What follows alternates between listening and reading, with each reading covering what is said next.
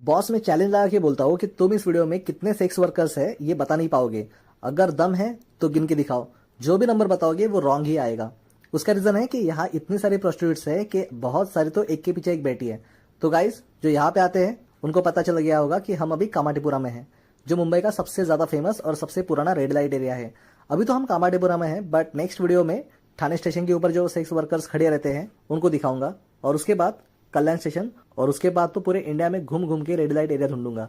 तो अगर ऐसे ही इंडिया के सारे रेड लाइट एरियाज आपको अगर देखने हैं तो अभी के अभी इस चैनल को सब्सक्राइब करो, क्योंकि तुमको भी पता है कि मैं जो इन्फॉर्मेशन देने वाला हूँ वो तुम्हारे लिए दुनिया की सबसे इंपॉर्टेंट इन्फॉर्मेशन होने वाली है। सो गाइज आप सेक्स वर्कर्स को देखिए और साथ ही साथ इन्फॉर्मेशन सुनिए।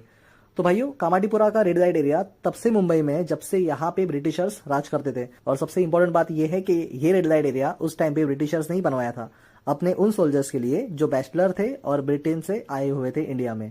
नहीं तो अपने इंडियन लोगों को उस टाइम पे रेड लाइट एरिया की जरूरत ही नहीं थी, क्योंकि उस टाइम पे ऑलमोस्ट सब लोगों की शादी होती थी।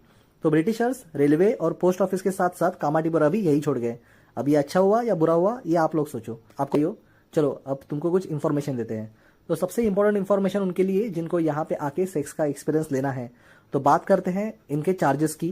तो आपको अभी तक जो रोड पे खड़ी हुई प्रोस्टिट्यूट्स दिख रही है उनका रेंज है 150 रुपए से लेकर 1000 रुपए तक, और ये रेट वेरी करता है sex worker to sex worker. उसमें उनका एज भी बहुत ज्यादा मैटर करता है। जैसे कि थोड़ी एज ज्यादा होगी तो 150 रुपया, और यंग होगी और इन लोगों में सबसे ज्यादा ब्यूटीफुल होगी तो डेफिनेटली उसका रेट 1000 रुपया होगा। और ये औरतें आपको डायरेक्टली रोड पे मिल जाएगी। बट अगर आपको हाई क्लास वाली सेक्स वर्कर चाहिए तो वो आपको रोड पे नहीं दिखेगी। उसके लिए आपको उनके एजेंट से कॉन्टेक्ट करना पड़ेगा।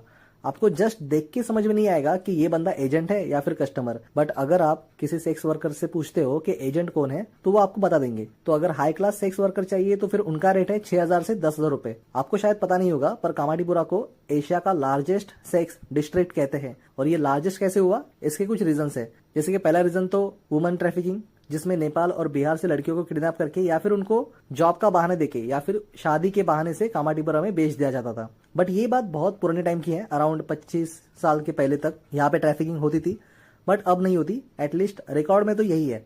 दूसरा रीजन है कि मुंबई में बहुत सारे डांस बार थे, तो जब गवर्नमेंट ने डांस बार बंद कर दिया तो वो बार गर्ल्स बेरोजगार हो गई। दूसरा कोई काम भी नहीं आता था, और अगर आता तो उसके उतने पैसे नहीं मिलते थे जितने उनको डांस करके मिलते थे। तो उन्हें भी सेक्स वर्कर बनना ही अप्रोप्रिएट ऑप्शन लगा। बिकॉज पहले जो बार गर्ल्स होती थी वो भी अपने कस्टमर के साथ सेक्स करती थी। बार में ऐसे कई सारे सीक्रेट रूम बनाए होते थे सिर्फ सेक्स के लिए, और ये मैंने कभी देखा नहीं है क्योंकि मैं बार में नहीं जाता, तो डांस बार का मुझे क्या ही पता होगा। ये चीज मुझे मेरे एजेड रिलेटिव्स ने बताई थी, क्योंकि उस टाइम पे गवर्नमेंट ने डांस बार बंद कर दिया था।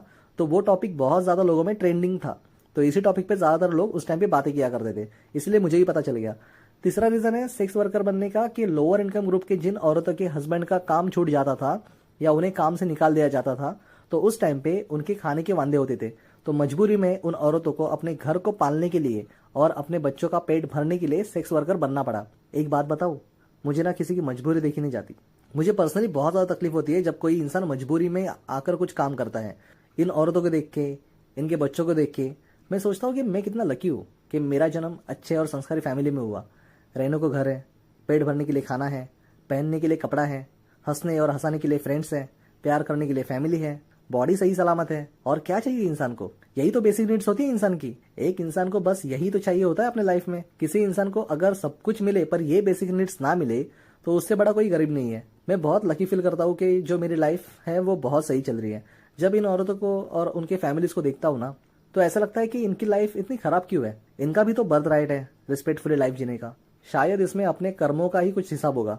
इसलिए भाइयों अच्छे कर्म करते रहो, वरना क्या पता इन लोगों की जैसे हमारी भी हालत हो जाए। और मैं नहीं चाहता कि कभी किसी को ऐसा काम करना पड़े। तो अभी आपको सेक्स वर्कर बनने का चौथा रीजन बताता हूँ, तो वो है वॉलंटरी सेक्स वर्कर बनना, मतलब खुद की मर्जी से सेक्स वर्कर बनना। सुनने में थोड़ा अजीब है, बट ये भी आज के लाइफस्टाइल की एक रियलिटी है। लोग पैसों के पीछे इतने पागल हो गए कि उन्हें समझ में ही नहीं आता पैसों से इंपॉर्टेंट इंसान का कैरेक्टर होता है। अगर वही खराब हो जाएगा तो दुनिया भर का पैसा लेकर भी क्या ही खुश रहोगे तुम। ऐसे लोग हमेशा इल्यूजन में रहते हैं। इन्हें लगता है कि जितना ज्यादा पैसा होगा उतना ज्यादा ये लोग पावरफुल बन जाएंगे और खुश हो जाएंगे। भाई पैसा कभी ना खुशी नहीं देता। पैसों से सिर्फ आपको फैसिलिटीज मिलती है, प्यार और खुशी नहीं। और पैसों से मिलने वाली खुशी 2 दिन से ज्यादा चलती भी नहीं है। पर लोगों को ये बातें समझाए कौन? मुझे दिल से लगता है कि सारे रेड लाइट एरियाज और ब्रॉथल्स बंद हो जाने चाहिए, पर उससे किसी का लॉस नहीं होना चाहिए। इन औरतों की हालत देखता हूँ तो मुझे सैड फील भी होता है। आई विश एक दिन दुनिया के सारे लोगों को उतनी इज्जत मिले जो वो डिजर्व करते हैं।